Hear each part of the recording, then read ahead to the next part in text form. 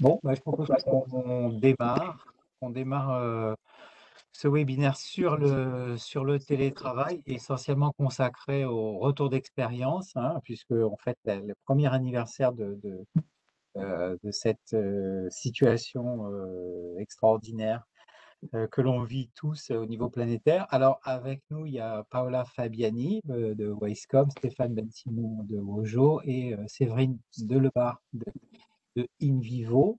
Le télétravail, comment dire, le MEDEF Paris a publié un guide que beaucoup d'entre vous sans doute eu. Il est toujours disponible.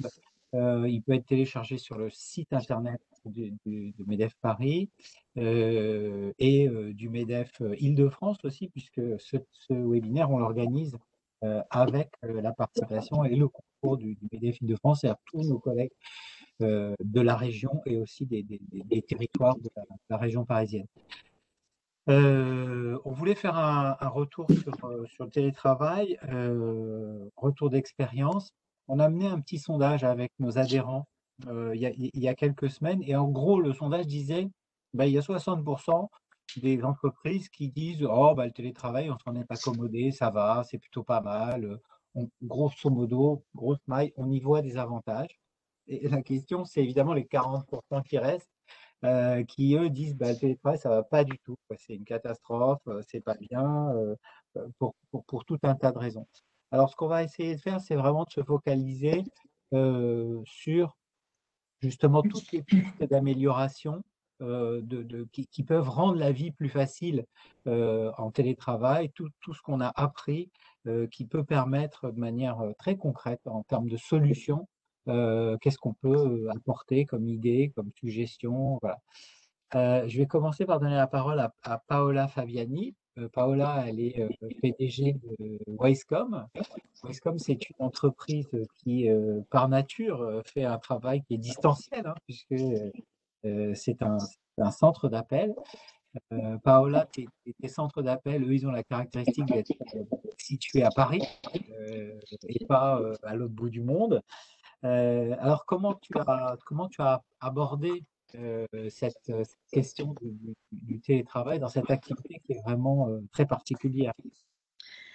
Tout à fait. Bah, merci déjà de me permettre de participer à ce webinaire et puis sur un sujet qui est à la fois d'actualité, qui va certainement perdurer. Donc, alors, nous, on est une histoire un peu atypique. Donc, on a effectivement des centres d'appel dans Paris, comme tu l'as très bien dit, Charles. Et donc, effectivement, à travers les grèves et les gilets jaunes, on a eu un petit training, puisque effectivement, nos salariés ne pouvant pas accéder sur le site, ça nous a permis, bon gré mal gré, de finalement mieux peut-être se préparer à ce qui s'est passé. Donc très rapidement, à l'annonce du premier confinement, on a réussi à mettre 100% de nos salariés en télétravail dès le lendemain, grâce à cet entraînement, parce que bizarrement et contrairement à ce qu'on peut penser, les centres d'appel ayant pour autant tous les outils n'avaient pas basculé avant cette crise dans le télétravail. C'était quelque chose qui n'était pas du tout conventionnel et traditionnel. Donc effectivement, là maintenant, on a 70% de nos salariés en télétravail et 30% ou 20% en présentiel avec des rotations en fonction des différentes mesures sanitaires qui sont demandées.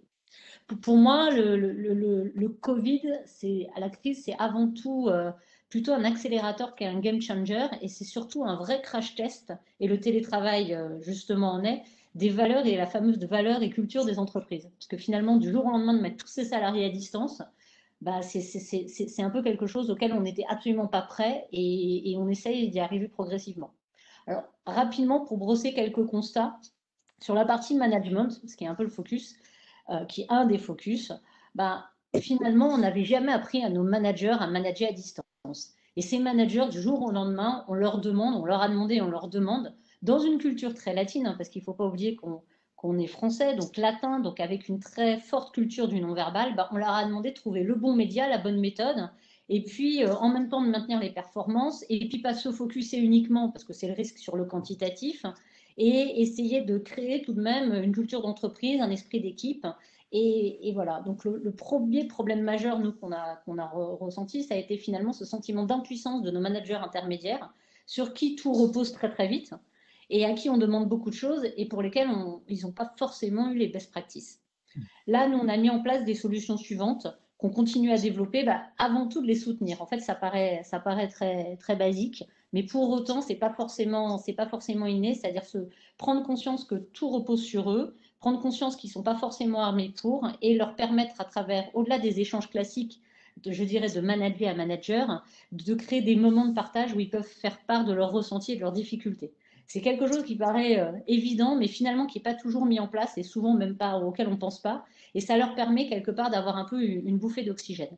Derrière, c'est vraiment de finalement les sensibiliser et les évangéliser au risque du management à distance. Parce qu'on a tous l'impression, finalement, avec les nouveaux moyens de communication, mobiles, smartphones, divers et variés, qu'en fait, on est, entre guillemets, naturellement distanciel, et en fait, on ne l'est pas. Cette crise a vraiment mis en évidence et a montré l'importance du lien humain, mais pour autant, on ne sait pas forcément bien communiquer tant que ça à distance. On le voit souvent dans les relations, quand on écrit des SMS ou quand on passe un message, comment ça peut être très mal perçu, parce que c'est de l'écrit, et ce qui ne serait pas du tout vu de la même façon à l'oral. C'est-à-dire qu'en fait, moi j'appelle ça le syndrome de la machine à café, le syndrome de la cafette. C'est-à-dire que, en gros, les managers souvent ont l'habitude de régler un problème où les équipes peuvent évoquer leurs petits problèmes lors de la machine à café. Finalement, une discussion qui s'est mal passée, un débrief, une prise d'information. Et là, en fait, finalement, bah, avec le Covid et avec le télétravail, il faut rebâtir la cafette. En fait, il faut rebâtir le concept de la machine à café, c'est-à-dire retrouver des moments où finalement manager et équipe peuvent échanger, dialoguer, alors que pourtant ils ne se voient pas. Donc, une des solutions vise à créer de nouveaux canaux de communication. Alors, c'est les créer, ils existent déjà, la visio, tout le monde le fait, preuve en est aujourd'hui. Mais pour autant, d'utiliser la visio comme dans ce concept qu'a fait, c'est-à-dire à la fois du professionnel, mais en même temps pas forcément du traditionnel, je dirais, c'est très important parce que ça permet à la fois aux managers de pouvoir passer des messages, aux équipes de pouvoir aussi expliquer leurs problématiques et d'améliorer l'ensemble des outils. Après, l'autre point qui me semble très important dans la partie management, c'est la partie mesure. En fait, la tendance naturelle humaine, c'est tout de suite, dès qu'on est à distance, c'est qu'on ne prend que le quanti. Forcément, les chiffres, c'est facile, on peut les mesurer, on peut les voir, et pour autant, on a l'impression qu'on peut s'y fier à 100%. Et bien, ce n'est pas forcément le cas, et c'est souvent, quelque part, je dirais, le haut de l'iceberg. Vous savez, avec le principe, l'iceberg, en haut, il représente un tiers de sa mesure exacte qui est sous l'eau. Ben, c'est un peu la même chose avec les chiffres. Donc en fait, il faut mettre en place des outils qui sont des outils de mesure quali. Alors qualitatif, ça veut dire quoi? Ça veut dire de pouvoir quelque part évaluer les performances de ses équipes, de ses salariés et aussi de ses managers, pas uniquement sur du pur délivrable, ce qu'on a tout de suite tendance à faire, mais aussi sur du ressenti, sur du retour d'expérience, sur de la satisfaction client et sur de la satisfaction équipe aussi. Donc mettre en place finalement tous ces outils de satisfaction. Donc ça, c'était pour un peu la partie management de notre côté. Après, on a fait un autre constat sur la partie données. Sur la partie données, là, vrai risque, c'est finalement les devices, qu'on appelle les devices, c'est-à-dire portables, téléphones, etc., sortent de la zone de l'entreprise, ont des utilisations et des usages qui ne sont pas forcément conformes, téléchargements et autres, et sont ouverts sur l'extérieur. Donc il y a un vrai risque de confidentialité, un vrai risque par rapport aux différentes attaques, et on a vu émerger de façon massive les attaques de cybersécurité, le ransoming depuis cette crise et pendant cette crise. Et là, je pense que ça va effectivement continuer. Donc, il y a une prise de conscience hyper importante sur la data, et ça pour tout type d'entreprise. Alors, c'est amusant, je fais une petite digression, mais il y avait un article dans les Échos, là, il y a 2 jours, sur la dark data. Le dark data, c'est en fait toutes les données qu'ont les entreprises disposent, qui ne sont pas forcément exploitées, qui présentent à la fois un risque réel, parce que c'est des données parfois sensibles, et en même temps qui pourraient présenter une opportunité commerciale.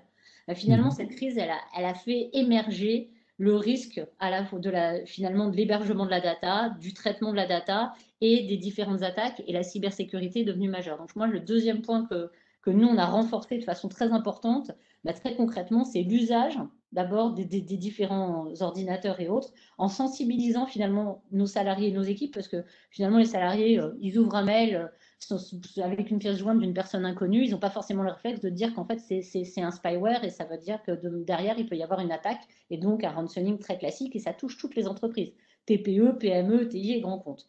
Donc voilà, il y a un vrai point sur ça.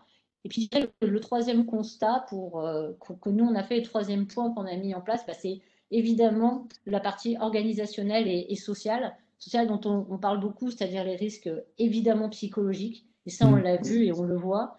Le risque d'isolement, mais aussi de promiscuité, Et puis le manque de vie sociale, c'est quoi? Une autre anecdote, moi je discutais avec une avocate qui me disait, mais là en fait depuis qu'il y a le confinement, bah, finalement je travaille de 9 heures à 22 heures. Alors elle a toujours beaucoup travaillé, mais le week-end en fait je continue à travailler, j'ai pas de lien social, j'ai rien qui m'arrête dans mon travail puisque finalement il n'y a pas de moment d'échange qui sont informels. Encore une fois, cette logique du café, du déjeuner. Et donc, au final, tout type de profession peut être touché par ce risque. Et il y a un point majeur, c'est qu'il n'y a pas de signe extérieur. Donc, je Oui. pense que là-dessus, il y a un vrai sujet. Donc, nous, rapidement, ce qu'on a essayé de faire, c'est de recréer des points de contact nouveaux, comme je disais. C'est de, quelque part, faire mentir loin des yeux, loin du cœur, en se disant qu'on va repenser notre mode de transmission des valeurs pour les adapter à la distance, notamment avec les nouveaux collaborateurs, parce que les anciens, c'est déjà un peu plus facile, ils connaissent l'entreprise, ils savent pourquoi ils y sont, même si ils ne sont pas du tout pour autant protégés du risque. Mais alors les nouveaux, ils n'ont aucun point d'attache, c'est-à-dire que l'entreprise, ils vont l'avoir 3 jours, donc il y a un réel enjeu là-dessus. Et puis se voir moins mais mieux. Donc l'idée, c'est peut-être que parfois on a tendance à voir les gens tous les jours et pas se rendre compte de la qualité de relation qu'on peut avoir. Là, l'idée, c'est de les faire revenir très ponctuellement, mais dans le moment où ils reviennent, c'est vraiment de se concentrer sur la personne, sur l'équipe et essayer d'instaurer une vraie bulle d'échange et beaucoup plus que ça pouvait l'être par le passé. Et je crois que le docteur Florent Reynaud, qui est Oui, médecin et président confondeur de Concilio, va sûrement nous éclairer sur ce point. oui, Voilà, on va revenir là-dessus. Mais en tout cas, merci Paola, parce que en fait, il y a tout l'aspect réglementaire, hein, sur lequel volontairement je ne suis pas revenu, parce que tout ça, s'il y a des gens qui nous écoutent et qui ont besoin d'explications, ils peuvent bien entendu nous adresser des questions et on leur répondra directement, soit via les réseaux sociaux, etc. Parce que le télétravail, on nous encourage, on encourage les entreprises, le pouvoir public, l'administration encourage les entreprises à en faire. On nous rappelle ça tous les jours, hein. Donc voilà, mais je retiens de ce que tu dis, au fond, deux choses. La première, c'est que le sujet cybersécurité, où il y a un certain nombre de boîtes qui étaient peut-être qui voyaient ça de loin en se disant oui, non, mais ça c'est pas pour nous, on n'est pas concernés, etc., est vraiment arrivé sur le dessus de la pile. Alors, ouais. tant mieux pour les gens qui vendent de la cybersécurité, hein, parce qu'il y a un certain nombre de boîtes qui ont vu leur activité se développer de façon phénoménale. Et puis la deuxième chose, c'est qu'au fond, pendant des années, on parlait de valeur ajoutée, et là, on a envie de parler de chaleur ajoutée. C'est de ça dont c'est de ça dont on a besoin pour fonctionner, parce que ça nous manque, parce qu'on l'aspect humain. Alors effectivement, Concilio, Florian, je le vois, je vous vois pas sur le. Voilà. Est-ce Voilà. que vous voyez là?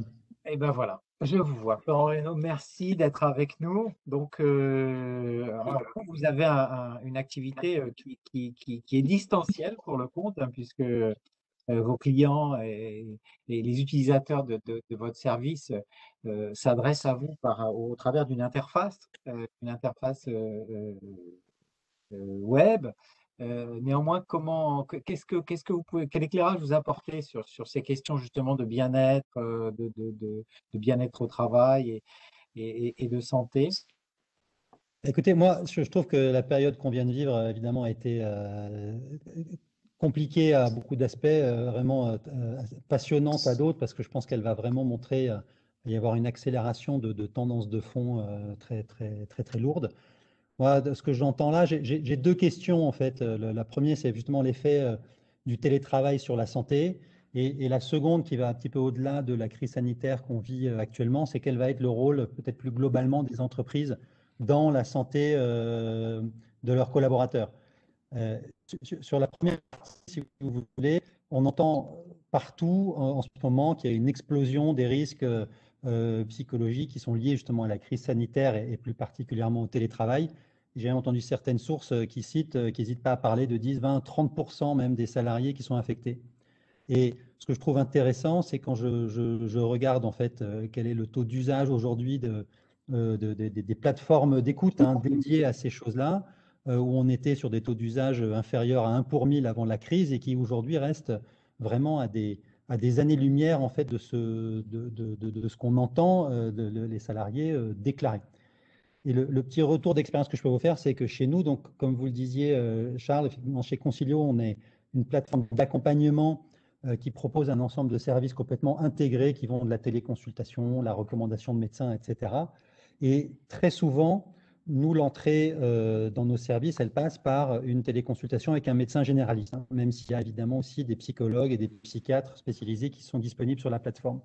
Et ce qu'on constate et les retours qu'on fait à nos clients, c'est que plus de 90% des demandes qui sont liées justement à des questions de stress liées donc soit au télétravail spécifiquement et aussi évidemment à la crise sanitaire, elles passent non pas par une demande de je veux parler ou je veux voir un psychologue, mais en fait ça passe par le médecin généraliste parce que en fait les premières manifestations de ces sujets-là, elles sont presque systématiquement de la somatisation. C'est-à-dire, j'ai mal à la tête, j'ai mal au dos, j'ai du mal à dormir. Et donc, en fait, ce biais, ça nous permet enfin, cette particularité, ça nous permet de faire un retour qui est beaucoup plus complet, en fait, aux clients. Donc ça, c'est un peu un témoignage et je trouve que c'est intéressant. Je pense qu'on est vraiment qu'au tout début de ces sujets de bien-être et d'adaptation de nos modes de travail, à la fois au télétravail, mais aussi à un risque sanitaire qui va rester. Mhm. Et peut-être aussi sur sur ce point, ce qu'a révélé vraiment cette crise sanitaire pour moi, c'est que clairement, la santé de l'entreprise, aujourd'hui, plus personne ne va nier qu'elle est intimement liée à la santé des collaborateurs. Et c'est devenu un sujet majeur, stratégique, qui est au cœur des préoccupations des dirigeants des entreprises. Et donc, au-delà de cette crise sanitaire, on espère qu'elle va se terminer quand même un jour, euh, je m'interroge sur quel va être le rôle de l'entreprise, plus dans la durée par rapport à la santé des collaborateurs, et comment aller au-delà un peu de l'enjeu légal aujourd'hui, qui est vraiment autour de la mutuelle, qui est bien sûr obligatoire, mais des quelques services qui sont proposés encore par ces dernières avec un taux d'usage qui est vraiment epsilonesque, et donc qui n'ont pas un impact véritablement sur la santé des collaborateurs. Oui, alors c'est deux choses, enfin, je relève deux choses dans ce que vous dites, hein. Euh, D'une part, on voit que chez certains collaborateurs de certaines entreprises, il y a vraiment un manque de contact social et en fait, ça se traduit par tout un tas de mots et au fond, le travail enfin l'entreprise qu'on a tendance parfois à stigmatiser comme étant un endroit où il se passe des choses pas très sympas, etc., qui pressurent les gens, etc. Ben, on voit qu'il y a des gens qui sont vraiment en manque de ça, hein, qui sont en manque d'interaction et qui souffrent du fait qu'ils ne peuvent plus se rendre sur leur lieu de travail. Donc, c'est un peu l'envers de la médaille, hein. Je ne dis pas que le sujet, enfin les problèmes n'existent pas, hein. Je dis qu'il y a différentes facettes dans les problèmes. Et l'autre chose que vous relevez, c'est qu'au fond, peut-être le sujet du bien-être au travail certains pouvaient regarder avec une certaine condescendance il y a encore quelque temps en disant oui, enfin bon, on a quand même d'autres choses à faire, hein. C'est pas l'entreprise, c'est pas un parc d'attractions, donc il y a des choses plus importantes. Je caricature, hein, je schématise. Et ben là, on s'aperçoit qu'effectivement, il y a des vrais sujets qu'il faut s'en préoccuper avec des méthodes, avec des techniques, avec des formules de formation, de dialogue, d'apprentissage, d'accompagnement qui sont sans doute mieux adaptées. Euh, je, je voudrais passer la parole à Séverine Delebarre parce que euh, alors, je rappelle qu'on peut poser des questions à l'audience, peut poser des questions via le chat, donc il ne faut surtout pas hésiter. Séverine Delebarre, vous êtes DRH de InVivo Retail. Et vous, le télétravail, vous assurez quoi? C'est quelque chose que vous faites depuis très longtemps, puis ça marche très bien. Comment vous avez fait?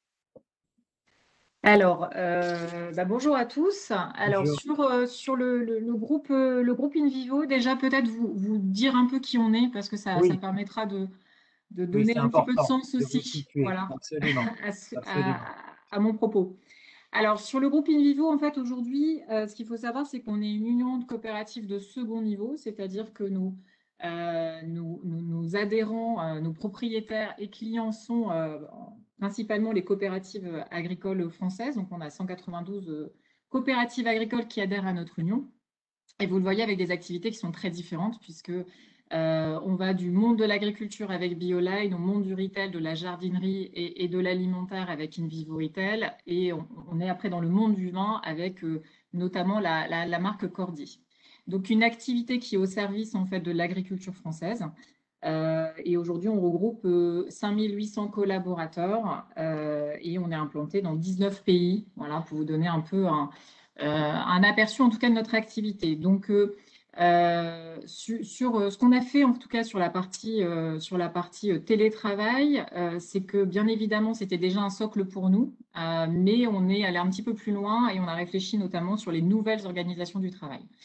Donc ce que je vous propose, c'est en effet de pouvoir vous expliquer un peu ce qu'on a mis dans cette démarche, hein, qui est devenue d'ailleurs un accord signé par nos partenaires sociaux, et puis de vous faire un peu un retour d'expérience à la fois sur la négo, parce que ce sont des sujets qui sont pas simples à porter en entreprise en tout cas, et sur lesquels il faut faire adhérer aussi notre strate sociale. Donc déjà le contexte, c'est un contexte que beaucoup d'entreprises ont connu, hein, la crise sanitaire, économique, bien sûr aussi sociale. Alors on avait peut-être contrairement à d'autres entreprises déjà un terrain favorable au télétravail puisqu'on avait signé en 2016 un accord. Donc qui avait déjà commencé à bien mettre en place en tout cas cette dynamique, alors principalement bien sûr sur les fonctions support, les fonctions sièges. Et puis, cette crise sanitaire, on était engagé dans un plan stratégique InVivo 2030. Et en fait, cette crise sanitaire est venue accentuer la nécessité de mettre en place des plans de relance pour en effet pouvoir gérer d'éventuels confinements successifs. Et donc, besoin de mettre en place une transformation aussi organisationnelle. D'où la volonté de mettre en place l'accord NOTE. Alors, les objectifs de l'accord NOTE, au-delà d'un accord télétravail, c'est pas qu'un accord télétravail, en tout cas, parce qu'on en avait déjà un, c'est surtout en fait un accord qui va venir transformer en fait nos organisations de travail et surtout en fait venir repenser la relation à son poste de travail pour un collaborateur et repenser aussi la manière dont un manager va venir aussi interagir avec ses collaborateurs à distance. Donc l'idée, c'est vraiment d'un accord qui permette aussi d'avoir de la performance au service bien sûr d'un projet stratégique parce que c'est toujours connecté aussi à la nécessité de se transformer.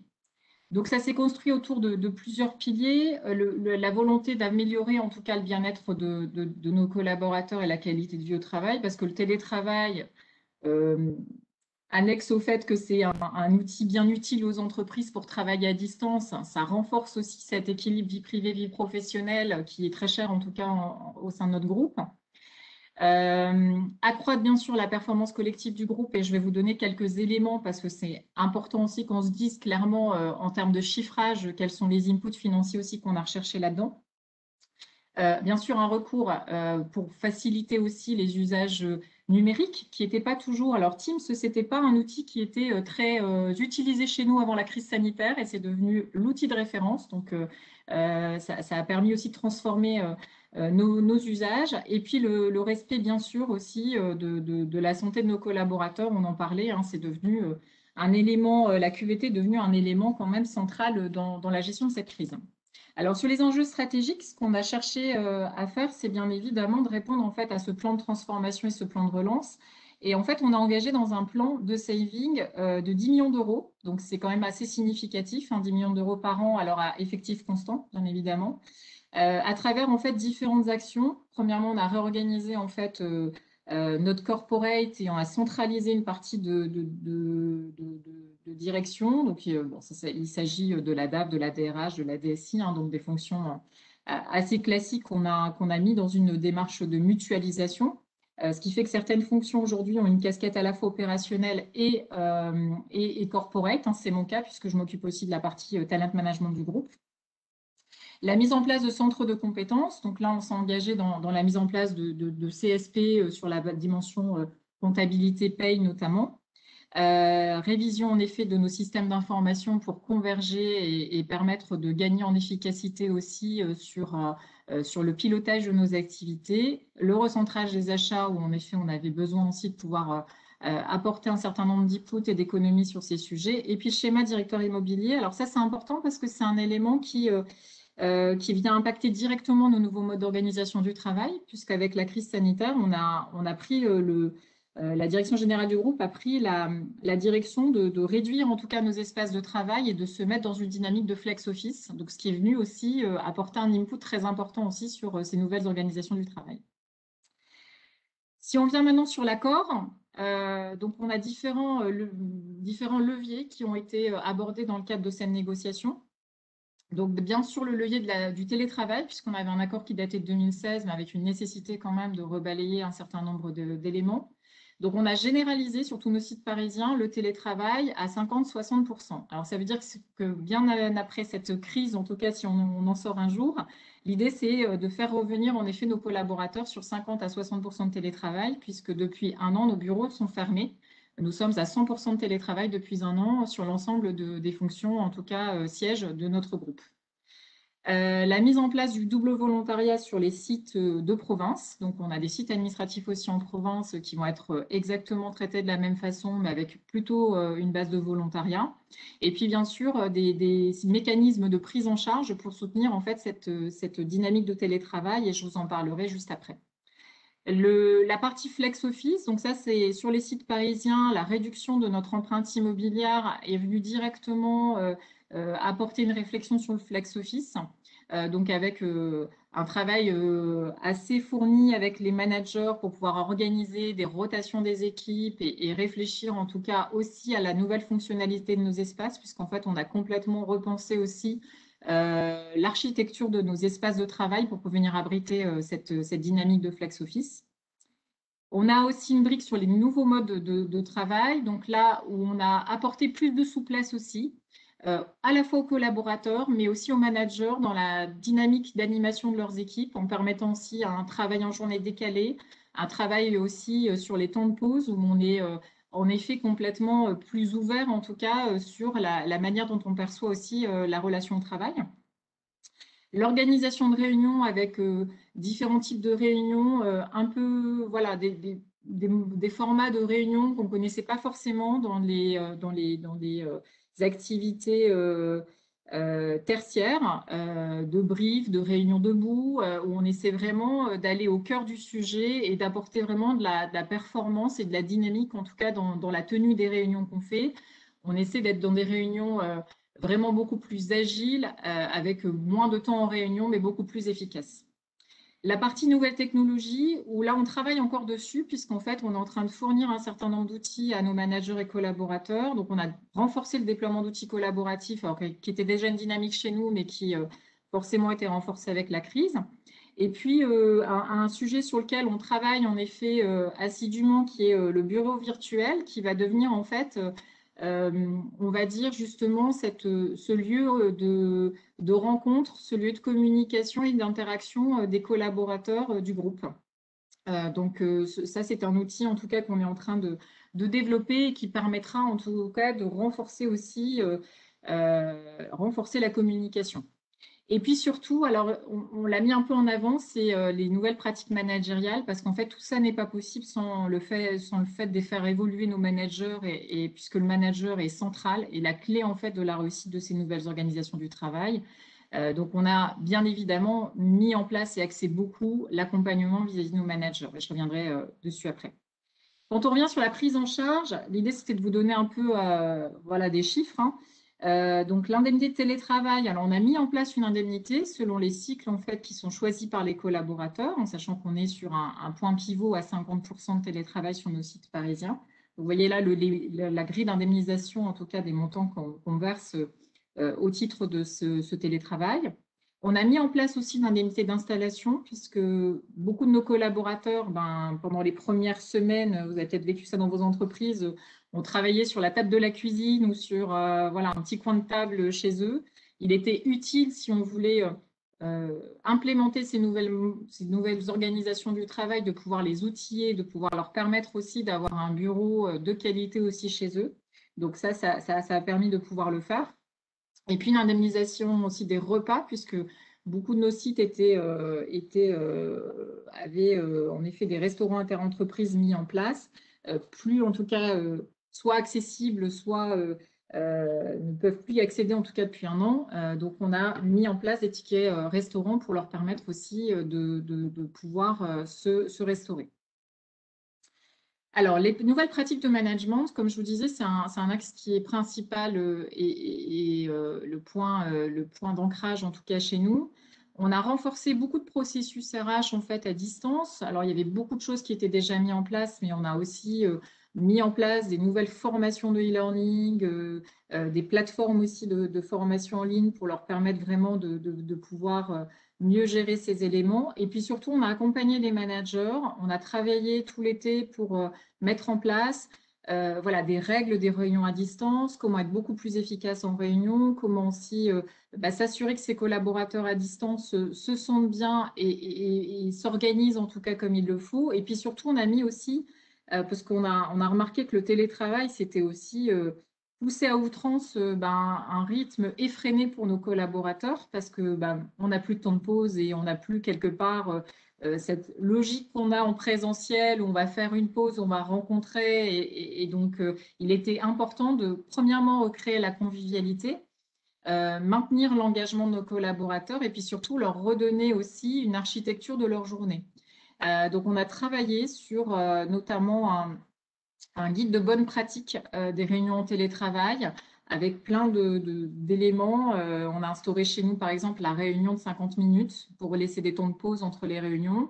On a mis en place quelques garde-fous aussi pour permettre en fait que on garde en tout cas une qualité de vie en télétravail parce qu'on sait qu'on est plus efficace et ça l'a prouvé, mais pour autant, il faut quand même garder des sas de respiration pour bien vivre aussi cette logique à distance.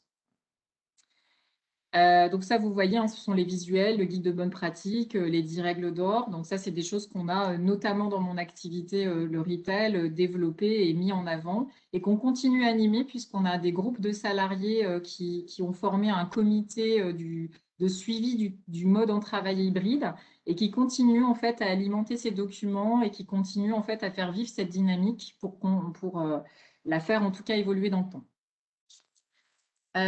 Si on vient en fait sur la négociation et sur le retour d'expérience, parce que c'est intéressant en tout cas de vous partager ce qui a fonctionné chez nous et ce qui a peut-être aussi été déterminant dans la signature de cet accord.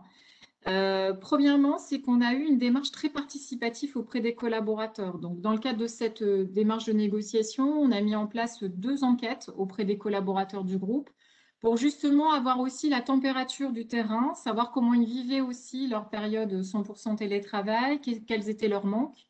Et ça a permis tout de suite en fait de pouvoir rationaliser aussi nos discussions avec nos partenaires sociaux. Parce que souvent, on pouvait avoir des remontées en disant que c'était en effet compliqué pour les équipes, que c'était un mode de fonctionnement qui n'était pas du tout en adéquation avec la culture de notre entreprise. Et en fait, le fait de prendre aussi directement le pouls de l'entreprise au plus près des collaborateurs, ça a permis aussi à un moment donné de reposer le débat et puis de se rendre compte qu'en fait, les collaborateurs le vivaient plutôt bien, que c'était plébiscité, qu'il y avait certes des aménagements à trouver, mais ça a permis de recentrer aussi la discussion sur les vraies problématiques. Deuxième point, c'est là une prise de parole régulière. C'est vrai que les équipes de la communication chez nous ont vraiment travaillé toute l'année pour continuer en fait à alimenter une communication vis-à-vis des managers. Et cette communication, notamment de gestion de crise aussi, a permis de maintenir ce lien, de pouvoir aussi apaiser les discussions avec nos partenaires. Alors, le troisième point, ce qui est important, c'est la maraude de souvent nos représentants du personnel. C'est un élément qui revient souvent dans les discussions en entreprise et au sein du dialogue social, c'est le droit à la déconnexion. Donc, nous, on a pris le parti avec nos partenaires sociaux de se dire, certes, c'est un sujet, le droit à la déconnexion, mais mettons-le de côté. Traitons nos sujets de nouvelle organisation du travail et voyons à l'aube de tout ce qu'on aura construit, de tout ce qu'on aura discuté, si en effet, ce droit à la déconnexion, c'est encore un sujet ou si en fait, à travers ce qu'on aura imaginé en termes d'organisation, ça y répond. Donc, on a fait ce parti-là, ce parti pris-là, de le mettre de côté. Et en fait, on s'est rendu compte assez naturellement qu'à travers tous ces sujets, tous ces volets que je vous ai présentés, en fait, le droit à la déconnexion était plus tellement un sujet. Parce que si on les écoutait, en effet, la demande de nos organisations syndicales était de débrancher les serveurs à certains moments de la nuit notamment, ce qui est clairement pas concevable pour une entreprise internationale. Donc voilà, on a réussi en tout cas à trouver un chemin de crête avec eux pour se dire, on a traité de ces sujets-là, on a traité de l'équilibre professionnel-privé, mais de façon différente. Et pour autant, on répond en fait à ce droit à la déconnexion, mais pas en étant sur des dynamiques peut-être un peu extrêmes par rapport à la conduite de nos affaires. Et puis le dernier point, c'est, je pense aussi, le fait qu'on ait fait un accompagnement renforcé sur la ligne managériale. Ça a rassuré aussi beaucoup nos instances par la mise en place de modules de learning, par la mise en place d'outils très pragmatiques. Et puis, on a aussi renforcé beaucoup la communication. Je sais que sur notamment le périmètre que je gère, on a instauré maintenant des DRH meetings avec nos managers. Donc, on prend la parole directement auprès des managers et en fait, on les accompagne sur tous les sujets tout au long de l'année. Et ça, c'est des éléments qui sont très plébiscités et qu'on a mis en place et qu'on va continuer à mettre en place, en tout cas tout au long de l'année. Donc voilà un peu le retour d'expérience en tout cas par rapport à l'accord. Donc c'est plutôt aujourd'hui en tout cas donc c'est mis en place, c'est signé. On a déjà quelques mois de retour d'expérience et aujourd'hui vous voyez on est encore à 100% de télétravail un an après et ça se passe plutôt bien. Alors, merci beaucoup, Séverina. Je trouve que ce partage d'expérience est vraiment très intéressant. J'ai trouvé ça très enrichissant. J'ai entendu de votre part des choses que je n'avais pas entendues ailleurs. Et voilà, donc, euh, enfin, avant de donner peut-être la parole à Paola et Florian, s'ils sont encore avec nous, pour avoir aussi leur réaction, parce que voilà, il y a deux petites sujets très rapides évoqués au travers du chat et peut-être expliciter la question du double volontariat et puis peut-être aussi s'il y a un certain nombre d'outils que vous pouvez mettre en open source, notamment votre guide de bonne pratique, etc., pour qu'on puisse en faire bénéficier les autres adhérents, ça serait vraiment formidable. Alors Paola, toi, tu vois beaucoup d'entreprises. Le COMEX 40, tu es impliqué au niveau de la Chambre de commerce et d'industrie, tu as évidemment tes clients. Euh, qu'est-ce que ça t'évoque, tout ce qu'a dit Séverine, cette idée d'organisation du travail et finalement de replacer la focale au bon endroit, parce qu'on parle de télétravail, mais c'est peut-être un sujet isolé au milieu de quelque chose de plus large et finalement de plus important.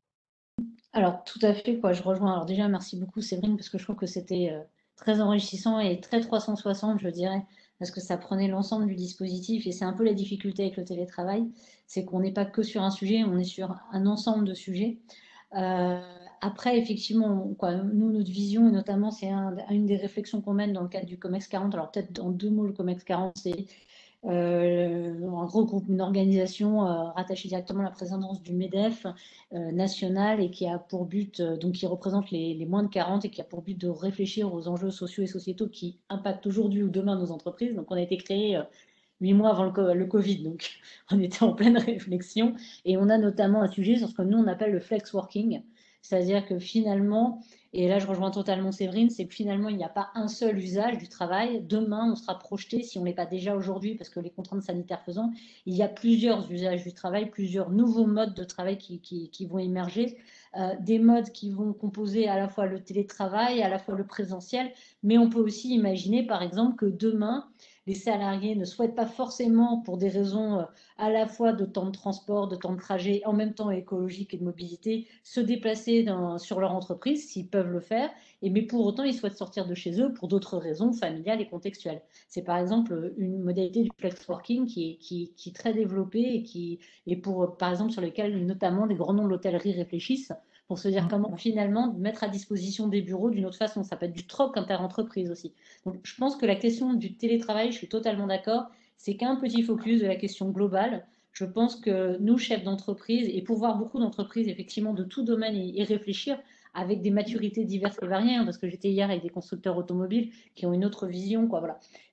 Je pense qu'il faut la voir dans sa globalité et se dire, finalement, demain, quels sont les usages qu'on va proposer dans le cadre de notre entreprise à nos salariés. et finalement quelle est la palette en fonction de nos contraintes de production, de performance, mais aussi en fonction de la pénibilité, des contraintes sociales et sociétales. Finalement, comment, quand on met tout ça dans un melting pot, eh ben, on propose une palette d'usages qui sont les plus adaptés possibles. Et moi, je crois profondément au flex working, je ne crois pas du tout au tout télétravail, parce que je pense que ça dépend de beaucoup de choses, notamment de l'entreprise, mais aussi de la personne. C'est même pas par secteur ou par fonction, c'est aussi très, très individuel. Mais je crois à une forme d'adaptation et qui, normalement, dans un message assez positif, va permettre, et toutes les crises souvent révèlent aussi ça, va permettre de pouvoir travailler peut-être dans des conditions finalement meilleures, ce que Séverine développait très très justement, dans des conditions meilleures pour les salariés si c'est bien fait. C'est-à-dire qu'au final, peut-être plus de performance pour les entreprises à la clé, de nouveaux modèles, et de l'autre côté, une façon de travailler et d'intégrer le travail, et je pense notamment à la fameuse génération digitale native et autres, donc d'intégrer le travail d'une façon un peu différente. Et c'était un peu l'attente finalement avant le Covid de toute cette génération, et peut-être que quelque part cet accélérateur qu'est le Covid va nous permettre de faire émerger ces nouveaux usages. Voilà, mon retour rapide. Avant de passer la parole à Florent, puis de nouveau, je vous redonnerai la parole, mais il y a Dominique Aristino, président de la Chambre de commerce et d'industrie de Paris, qui pose aussi le point sur la question du coût financier. Est-ce que vous faites au final, vous avez parlé tout à l'heure de 10 millions, ça faisait partie d'un plan d'économie de 10 millions. Est-ce que en termes de productivité, vous y êtes retrouvé? Je pense que ça vaudrait le coup de revenir là-dessus. Florian, votre point de vue sur tout ce qui a été dit jusqu'à présent, c'est quoi l'éclairage que vous avez envie de partager avec nous? Bah, écoutez, moi je trouvais que l'exposé de Séverine était vraiment intéressant parce qu'on voit que c'est une entreprise qui a vraiment réfléchi à ça, qui n'a pas attendu le Covid en fait, que le Covid arrive pour clairement réfléchir à tous ces sujets.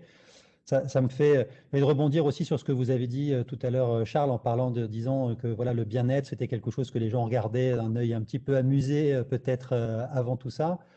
Et aujourd'hui, je pense qu'en fait, la bataille que vont mener les entreprises, enfin, ce qui va faire le succès des entreprises au XXIe siècle, ça va être clairement leur capacité d'attirer et retenir les talents et les talents au sens large, la totalité de leurs collaborateurs. Et on voit là qu'effectivement, il y a toute la partie flex working qui va clairement en faire partie. Moi, j'ai du mal à imaginer, une fois qu'on a traité la question du salaire, on traite la question de la famille aussi avec l'organisation du travail, les crèches d'entreprise, etc. Je ne vois pas un plus grand sujet que la santé, en fait, qui va toucher la totalité des collaborateurs. Donc, je pense que c'est vraiment une nouvelle ère qui va commencer. Et peut-être la seule question que j'aurais, j'ai une question en fait pour Séverine, c'est-à-dire j'ai vu énormément de choses qui étaient mises en avant dans cette nouvelle organisation qui est très complète et qui effectivement est vraiment la base, je pense. Mais je me pose aussi la question, voilà, dans un environnement où on est vraiment dans un télétravail très très poussé, où on n'a pas ces interactions sociales qui permettent de dire à quelqu'un, bon bah là effectivement, est-ce que ça va vraiment bien, on repère ces signaux faibles. Est-ce qu'ils ont mis en place justement des dispositifs pour repérer un petit peu ça? Et est-ce qu'ils ont un retour sur les taux d'usage et la satisfaction que ça peut donner? C'est vrai, vous avez beaucoup de questions et très vite. Oui, attendez, je vais essayer d'y répondre dans l'ordre. Peut-être pour répondre à Florian tout de suite. Alors oui, le 100% télétravail, le retour qu'on en a, c'est que bien sûr, on arrive un peu à la limite du système au bout d'un an. C'est-à-dire qu'il ne faut pas se le cacher, 100% de télétravail, ce n'est pas un rythme qui est optimal. Donc on a des collaborateurs qui sont plutôt très contents en fait, et qui se sont mis dans ce rythme-là. D'autres, en effet, qui ont besoin aussi de pouvoir revenir et pour lequel, en effet, la difficulté qu'on a, c'est des collaborateurs qui sont peut-être un petit peu plus isolés socialement et pour lesquels le lien au travail, le lien au lieu de travail était quelque chose d'important pour leur équilibre personnel. Et là, on voit bien qu'on a un vrai élément de fragilité par rapport à ça. Donc, ça, on le traite à deux niveaux. Alors, on parlait des cellules d'écoute tout à l'heure. Bien évidemment, on en a une et je suis assez d'accord avec ce que vous disiez, Florian. Ça n'a pas flambé chez nous, en fait. Donc, je pense que les collaborateurs vont plus voir facilement leur médecin traitant que d'aller sur ces systèmes de cellules d'écoute. Ça a le mérite pour autant d'exister. Par contre, en fait, on a vraiment beaucoup axé la communication et le repérage des signaux faibles vis-à-vis des managers. C'est-à-dire, c'est le rôle des managers aussi de se rendre compte de ces signaux faibles. On les a beaucoup outillés aussi pour justement mettre en place des rituels informels. Donc, on parlait un peu des coffee meetings, bah, c'est ça, c'est de se dire, il faut aussi garder ce côté informel, ce côté machine à café que traduisait tout à l'heure Paola. Et ça, c'est un vrai enjeu quand on est en distanciel à 100%. Donc, c'est vrai que ça, ce sont un peu les difficultés. Par contre, sur un 50 à 60% de télétravail, ce qu'on va essayer de jouer dans l'organisation, c'est vraiment justement de se dire que quand on vient au bureau, on est vraiment dans l'interaction. On est vraiment dans ce côté informel, cette interaction pour mener à bien les projets. Et chez soi, on est vraiment plus sur, je travaille sur des dossiers de fond. Donc ça, c'est pareil. On a essayé de retravailler aussi sur quel était le contenu des missions que je fais quand je suis en fait au sein des locaux pour aussi travailler un peu plus cet aspect-là. Je ne sais pas si je réponds à la question. Oui, Oui. si, tout à fait, tout à fait. Il y avait une Double autre question. volontariat et coût Oui, financier. voilà, tout à fait. Donc, double volontariat, ce qu'on entend par là, c'est tout simplement que on n'a pas la même logique d'empreinte immobilière en fait en province, puisqu'en fait on est moins contraint par on a des locaux souvent en fait qui sont dimensionnés qu'on ne peut pas réduire, où on est propriétaire de certains de nos locaux. Donc on n'est pas dans la même dimension qu'en région parisienne où il y avait besoin en tout cas de réduire aussi assez drastiquement la taille de nos locaux. Donc l'idée, c'est vraiment plus de dire le télétravail devient un outil d'équilibre vie pro, vie perso. On veut instaurer parce que ça fait partie de nos valeurs, ça fait partie de la qualité de vie qu'on essaie de mettre en avant. Et de ce fait, si le collaborateur, le manager peut en effet solliciter le collaborateur pour en faire et être vraiment moteur dans sa démarche, mais ça se mettra en place vraiment que si le collaborateur en est d'accord. Donc on est vraiment sur deux postures qui se rejoignent pour mettre en place le télétravail. Donc il n'y a pas de, voilà, c'est pas imposé au sens, il faut absolument mettre en place le télétravail. On s'adapte vraiment, comme le disait tout à l'heure Paola, à l'individu, à son souhait aussi de le mettre en place ou pas. Et puis, bien sûr, on les accompagne aussi avec les outils qu'on a mis en place. Donc, c'est en ça qu'on met en place le double volontariat. Pour autant, ils ont le droit exactement aux mêmes indemnisations que sur des sites obligatoires, hein. On est vraiment sur l'équité de traitement. Et le dernier aspect, je crois que c'était par rapport au coût et au retour Oui, c'est ça, de ces absolument. dynamiques. Alors, par rapport au coût, le financement en fait, de ce télétravail, le financement de ces indemnités, tout ça a été pensé aussi dans une logique économique bien sûr cohérente, c'est-à-dire que on part du principe aussi que nos collaborateurs, de ce fait-là, se déplacent moins. On a aussi une économie sur les repas aussi RIE. On a voilà, donc c'est tout ça qui a été mis aussi en perspective pour pouvoir aussi se dire, on a un certain nombre d'économies qui sont faites. On réalloue une partie aussi aux collaborateurs pour leur permettre de les accompagner. Et en fait, ce qu'on se rend compte là depuis un an, c'est quand même que alors, si on peut appeler ça, oui, la productivité des collaborateurs en fait s'est accrue. Donc ça fonctionne et à la limite, on est encore plus productif, en tout cas à distance. Nous, c'est vraiment notre retour d'expérience. Et des fois même trop productif, c'est-à-dire qu'on doit mettre aussi certaines barrières pour que les collaborateurs se retrouvent pas non plus dans des journées de travail interminables et s'épuisent. Parce que on est aussi dans une entreprise en transformation, on est sur une course de fond et pas de vitesse, donc on veut aussi que les collaborateurs trouvent leur rythme. Donc à la limite, on est dans le productif, même un peu trop au début de crise, et qu'on essaie un peu de rééquilibrer par tous ces bons principes managériaux qu'on essaie de mettre en place. Donc, le retour d'expérience est plutôt positif, et je vous avouerai que ça a été même un étonnement parce que quand on a commencé, quand la crise s'est mise en place avec le premier confinement, certes, le télétravail était déjà mis en place chez nous, mais ça correspondait à peut-être 10% de la population à peine. Et là, on a dû le généraliser. Et en fait, on s'est rendu compte que l'entreprise tournait bien, même mieux, en étant à distance. Donc, c'est plutôt, en tout cas pour nous, un retour positif avec bien sûr toutes les vigilances qu'on a sur l'équilibre des collaborateurs et sur en effet le fait de garder le lien, parce que ça, c'est un élément important qui fait partie aussi de la valeur de notre entreprise, c'est l'engagement de nos collaborateurs. Donc, sur ces sujets-là, c'est vrai qu'on est très attentif aussi pour garder ce lien. Bah, c'est ce qu'évoquait tout à l'heure Paola, c'est-à-dire Ouais. ça fait partie aussi de vos valeurs et de votre éthique et vous êtes capable de faire du global et à la fois quasiment du cas par cas, Oui. de considérer en fait chaque collaborateur comme un sujet à part entière et pas aborder les choses de manière dogmatique. C'était vraiment très intéressant votre partage d'expérience, Séverine. Je vais passer. On va parler avec Léonid Goncharov, le CEO de Anticafé. On va passer sur un sujet qui est plus lié à l'immobilier. Vous allez voir, parce que au travers de son activité, voilà, comment lui aborde les solutions de télétravail possibles. Et puis on terminera avec Wojo.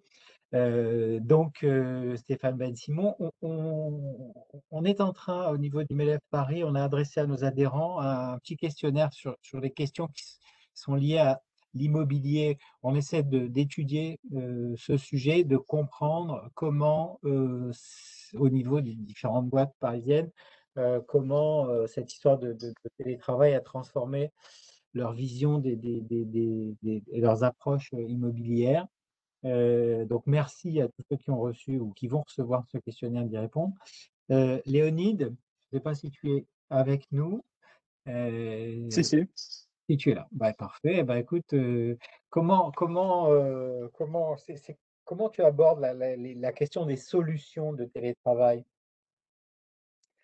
Déjà, Charles, merci beaucoup de m'avoir donné la parole et merci beaucoup pour le partage d'expérience que l'on a vu jusque-là, que j'ai trouvé super intéressant et qui correspondent complètement à ce que nous imaginons et ce que nous avons pu constater avant le Covid. On a plus de 40 000 utilisateurs fidèles qui venaient dans nos espaces avant le Covid. Donc, on a pu voir que les premiers utilisateurs de vos modes de travail, de télétravail. Et ce qui s'est passé avec la Covid, ça a été un gros accélérateur de toutes les tendances qui existaient avant. Par contre, avant de rentrer dans les détails, j'aimerais préciser que ce que nous avons vécu ces derniers 12 mois, ce n'était pas du télétravail, ça a été un confinement, quelque chose d'exceptionnel, particulier, et ça a mis des bases du futur, mais ce n'est pas le futur. On a vu tout à l'heure dans les témoignages que, et on le voit de notre côté aussi, que les salariés, les managers et les entreprises ont trouvé des avantages dans ce mode de fonctionnement. C'est pourquoi je suis sûr que ça va encore une fois former comment on va travailler demain, de certaines manières. L'élément qui est à mon avis le plus important, c'est qu'on va choisir le lieu de travail, là on va, en fonction de ce qu'on a à faire dans la journée. Et bien sûr, on va aller dans les bureaux. Je ne crois pas au télétravail à 100% pour la majorité des entreprises. Donc, on va aller dans les bureaux pour les questions liées à la culture de l'entreprise, aux échanges informels avec nos collègues, pour utiliser les ressources de l'entreprise. On utilise dans les bureaux, dans les coworking. Mais pour tout ce qui est lié à la production, tout ce qui est lié pour envoyer quelques emails, pour travailler sur un Excel, sur un Word, là, ce sera un gros changement. C'est là où on va pouvoir utiliser le télétravail, rester à distance, rester à la maison, rester aussi dans les tiers-lieux dédiés à ça, comme, si je ne me trompe pas, Paola a mentionné. J'étais ravi d'entendre ça parce que c'est justement ce que nous faisons. Il y a plusieurs études qui ont été faites à ce sujet. Il y en a une que j'aime particulièrement qui vient d'ESSEC, qui préconise à la base de plusieurs milliers de salariés questionnés qu'on va passer à peu près 3 jours par semaine, un tout petit peu moins en moyenne dans les bureaux et dans les coworking, à peu près 2 jours par semaine à la maison et à peu près une journée par mois dans les tiers-lieux. Ça correspond d'ailleurs à notre expérience d'avant. Une journée par mois, ça ne semble pas forcément beaucoup, mais une journée par mois, ça augmente le besoin des tiers-lieux dédiés au télétravail à 500 000 postes après la Covid en France. Pour donner une idée d'échelle aujourd'hui, il y en a 3007 dédiés entre les coworking et tous les espaces. Oui, Stéphane aujourd'hui. va revenir va revenir effectivement sur ce sujet parce que lui, il est vraiment, enfin, le modèle d'Anticafé, celui de Wojo sont très différents. Stéphane, je pense que tu es avec nous. Tu es au cœur du réacteur finalement dans cette approche de la partie physique du télétravail, le coworking. 1 an de retour d'expérience. Je sais qu'on s'était parlé au tout début. On avait fait une petite interview ensemble au tout début de l'expérience Covid. 1 an après, qu'est-ce que vous avez appris? Est-ce que vous avez fait évoluer des choses chez Wojo? Est-ce que vous avez vu les besoins de vos clients évoluer? Comment ça se passe? Oui, bonjour à tous. Je ne sais pas si vous m'entendez, si vous me voyez. Oui, oui, Ouais, voilà. super. On voit à la fois le logo de Wojo et ton visage juste au-dessus. Ok, super. Merci Charles, merci à tous. Oui, effectivement, nous, Wojo, on est au cœur de cette transformation, puisque vous ne savez peut-être pas, mais Wojo, ce sont des sites de bureaux flexibles. Donc, tout ce que j'ai entendu jusqu'à présent, et Léonide le mentionnait, c'est exactement ce que nous vivons dans notre secteur d'activité, des sites d'espaces flexibles. Il y en a 14 en France et en Espagne. Et, et on a élargi, et là, j'ai salué Paola qui faisait mention des hôtels. On a élargi notre réseau aux hôtels, à tous les hôtels Accor, puisque Accor, comme Bouygues Immobilier, sont nos actionnaires. Alors, effectivement, Charles, tu as raison. On a vu exploser le télétravail, on n'y revient pas, on a vu exploser les, les troubles liés au télétravail, mais je pense que ça a été dit largement précédemment. Oui. Et nous, on le constate, puisqu'on héberge à peu près 400 entreprises dans nos sites, plus de 6000 membres. Et évidemment, on a en direct les retours de ces entreprises sur les impacts du télétravail. Et donc, il y a les nouvelles tendances. Et puis, évidemment, ce qui s'est passé avec le Covid, ça a été un peu plus loin, avec le fait que les entreprises, et là aussi, je crois que c'est Séverine qui le mentionnait, ont mis en place des schémas directeurs immobiliers. Si on peut avancer sur les slides, je n'ai pas la main du coup, puisque c'est le deuxième poste. Ah, ça revient un peu trop vite. C'est le deuxième poste de l'entreprise après les salaires. Et donc, toutes les entreprises se posent la question des coûts. Avant la crise, les postes étaient les entreprises ou les immeubles étaient peu occupés. Et donc, vous voyez ici quelques études qui nous ont intéressés, puisque 40% des entreprises se posent la question du renouvellement du bail 369, qui est évidemment euh, loin d'être flexible par définition. Le problème d'un bail, c'est que ça dure un bail, comme on dit. Et donc, on observe tout ça. Et quand on va un peu plus loin avec les études qu'on fait, on a fait une avec Opinion Way, on essaie de voir quelles sont les attentes des entreprises et quelles sont les attentes des collaborateurs. Et là, il y a des choses très intéressantes dans celle qui suit, j'espère, sur les comportements des entreprises, et les attentes des entreprises et les attentes des collaborateurs. Je ne vais pas toutes les reprendre parce que je crois qu'elles ont été évoquées précédemment si on peut avancer sur les slides pour que vous puissiez les voir, sur la réduction du temps de trajet pour les salariés, c'est ce qui revient très souvent dans nos études. Travailler, la possibilité de travailler chez soi, mais aussi n'importe où. Et je vais revenir après. La proximité, évidemment, pour des questions de sécurité et aussi des questions d'environnement, de respect de l'environnement, puisqu'on brûle moins de carbone. Et évidemment, tout ce qui revient sur le bien-être, on l'a dit, redit, Florian, Séverine et Paula l'ont exprimé sur le bien-être au travail. Tu l'as dit aussi. J'aime bien ton expression chaleur ajoutée. Je trouve qu'elle colle bien avec tout ce qu'on vit, nous, dans nos sites, puisque c'est ce qu'on essaye de mettre en place. Copyright MEDEF Paris, hein, chaleur ajoutée. D'accord. Il faut nous citer. Et côté entreprise, on l'a vu avec l'exposé de Séverine, on le voit sur toutes les entreprises que l'on contacte, qui nous contactent aujourd'hui, se posent toutes ces questions-là, de savoir comment on intègre le télétravail, comment on intègre des tiers-lieux dans le télétravail, comment on réduit ses coûts immobiliers, optimiser sa surface, la flexibilité, puisque chez Wojo, on offre 3 formes de flexibilité. La flexibilité du temps, c'est-à-dire on prend ses bureaux pour 6 mois, 1 an, 3 mois. La flexibilité de l'espace, c'est-à-dire on est 10, mais demain on peut être 15. Et la flexibilité des lieux, puisque avec les hôtels, on est installé un peu partout.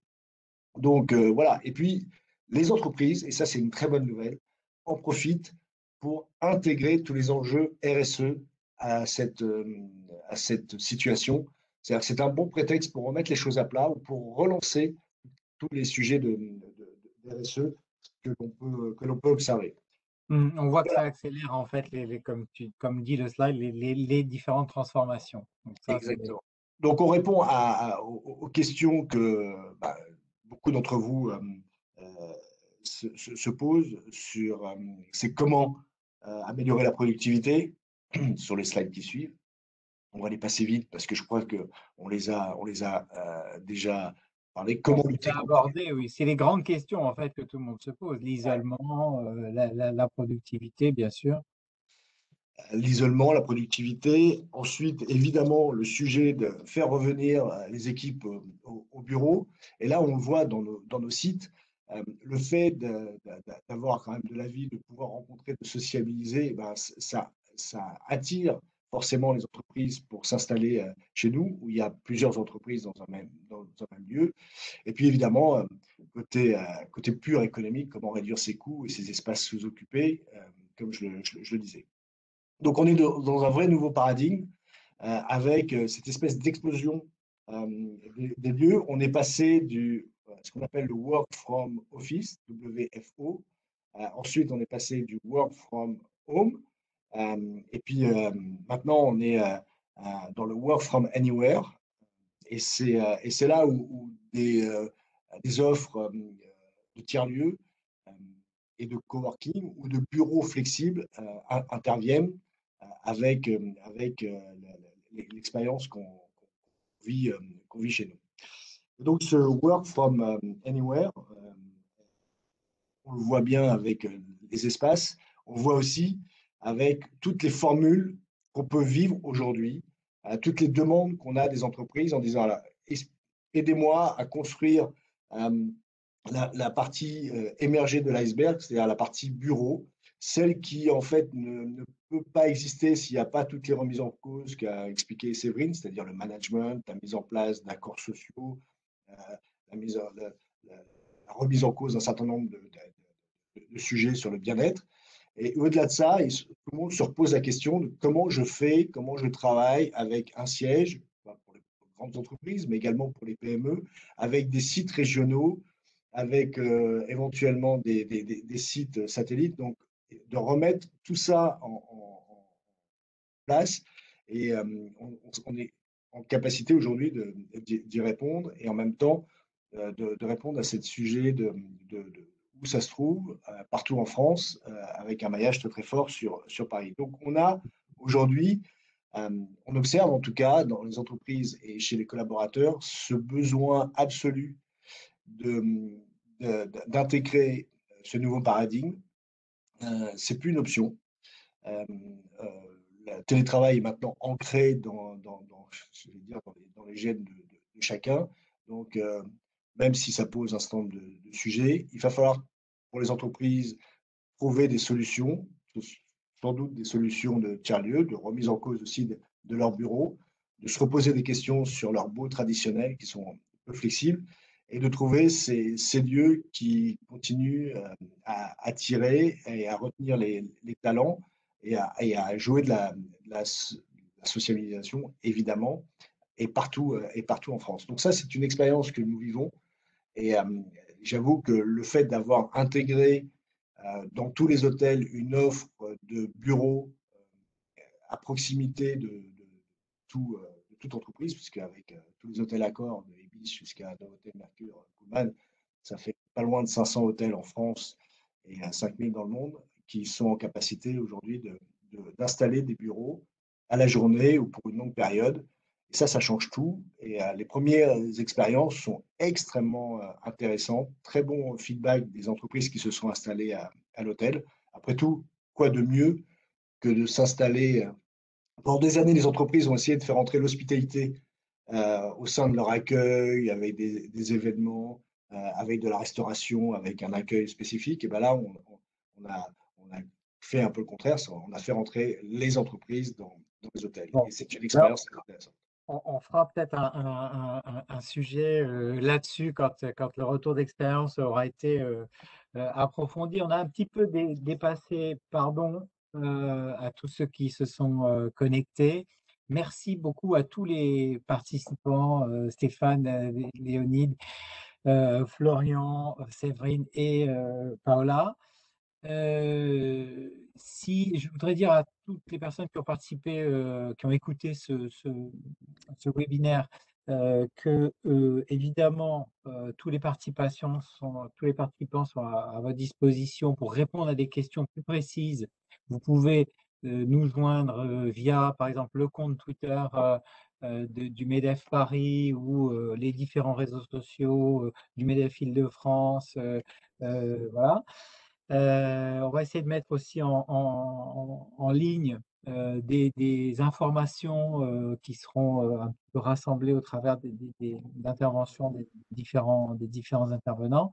Merci, on a couvert beaucoup de choses. Il y a encore beaucoup de choses qui restent à couvrir. J'ai l'impression que on n'en a pas fini avec cette histoire de télétravail, mais je vous remercie à tous d'avoir vraiment élargi la perspective sur le télétravail, les questions immobilières, les questions de relations au travail, les questions d'organisation, la partie santé qui va devenir très très importante, la partie éthique aussi, le sens. On voit que les DRH vont avoir du pain sur la planche, vont continuer d'avoir du pain sur la planche dans les semaines et dans les mois qui viennent. Merci à tout le monde. Questions, réactions, faites-nous part de vos questions et de vos réactions. Dites-nous, tiens, si pour tous ceux qui ont écouté ce webinaire, si vous avez envie de retenir une chose, eh ben, faites-nous part de la chose que vous avez envie de retenir. Envoyez un petit message en message privé ou en message public sur le compte Twitter du MEDEF Paris. Et puis, on sera ravis de continuer à échanger avec vous. Merci à tous.